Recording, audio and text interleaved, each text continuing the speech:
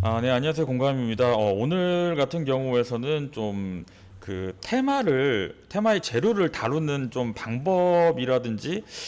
좀 노하우 같은 것들을 좀 말씀을 드리려고 하는데, 그 원숭이 두창 관련주들에 대해서 좀 저번 주부터 좀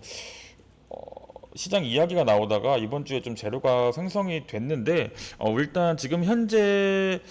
시점으로 시간에서 좀 상승을 하면서 좀 앞으로 어떻게 진행될지는 좀 모르는 그런 상황까지 왔는데, 이 원숭이 두창 관련주들 같은 이런 좀 예를 들어 질병에 관련 테마들이 초기에 굉장히 많이 생성이 돼요. 그러니까 이번에 저희가 코로나를 한번 크게 겪어서 앞으로 이런 좀 불확실성에 대한 이 바이러스가 이슈가 될 때 항상 다 퍼져나가는 게 아니라 조기에 그냥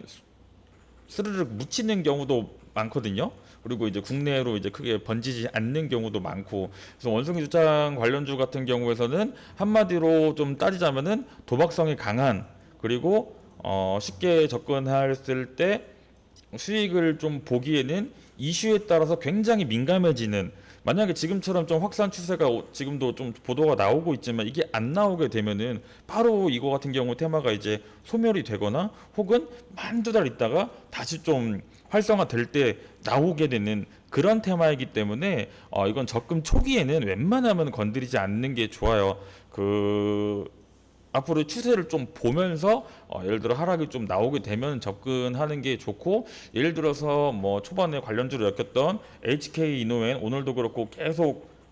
때려 맞고 있죠. 못 올라가고, 그나마 좀 파미셀 같은 경우가 어, 좀 횡보를 좀 하고 있는 상황인데, 그나마 좀 파미셀 같은 경우가 좀 만약에 내가 원숭이 두치안 관련주에 좀 비중을 좀 넣어가고 싶다라고 들어가게 되면은 좀 소액이라도 하락했을 때 넣어갈 만한 그런 종목이고, 뭐 녹십자 MS 같은 경우가 가장 좀 분출폭이 좀 크죠. 녹십자 MS 같은 경우에서는 꼭 원숭이 두창 관련 모멘텀 말고도 앞으로 좀 나올 수 있는 부분들이 좀 많이 좀 있다고 보여지는 그런 모습들을 보여주기 때문에 좀 가장 심리적으로 좀 안정감 있고, 만약에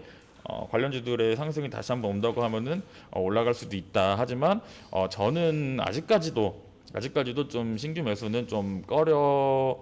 하는 편이에요. 왜냐하면 저희가 종목을 선택을 할 때 가장 우선적으로 보는 게, 지금 같은 경우에는 시장이 굉장히 좀 횡보도 많이 하고 시장이 바로 치고 올라가가 쭉쭉 치고 올라가지를 못하잖아요. 뭐 얼마 전에 삼성전자에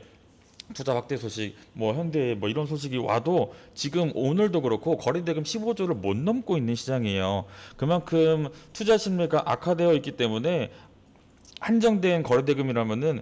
장중에 수급순환이 굉장히 빠를 수가 있고, 한 번 떨어진 종목이 분명히 올라갈 건데 3, 4, 일주일씩 안 올라가다가 갈 수도 있기 때문에 가장 중요한 게, 내 돈을 아끼려면은 재료의 연속성, 뭐가 제일 좋냐 이거예요. 그러니까 지금 예를 들어서 아무리 2차 전지가 떨어지고 뭐 계속적으로 뭐 자동차 부품주들도 지금 현대차가 만약에 뭐 투자 확대를 한다고 하는데도 뭐 모빌리티도 그렇고 자율주행이라든지 뭐 계속 치고 나가진 못하잖아요. 하지만 이렇게 공격적으로 투자 확대 소식이 나왔다고 하면은 앞으로 산업이 발전하면서, 뭐 지금 당장 같은 경우에는 시장이 위축돼서 그렇지만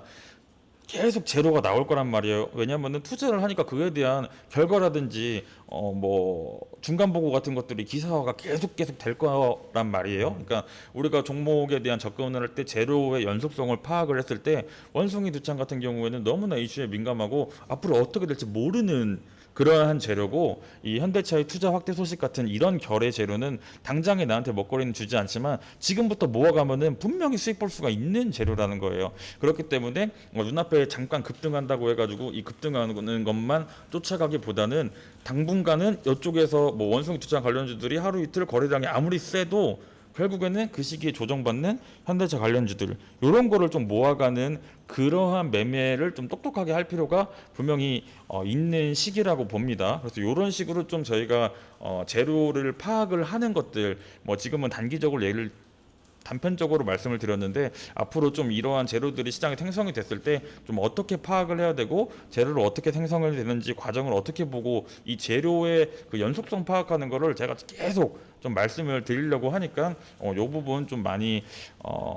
참고하셔서 뭐 간단하게 요즘에 뭐 시장 보는 법, 뭐 차트 보는 법 여러 가지 진짜 많잖아요. 뭐 캔들 뭐 이런 거 오면 팔아라 뭐 이런 것도 여러 가지가 굉장히 많은데 그런 거 말고 저는 좀 이 재료를 파악할 수 있는 저가 그동안 경험을 했던 이런 부분을 좀 노하우를 공유를 좀 해보려고 합니다.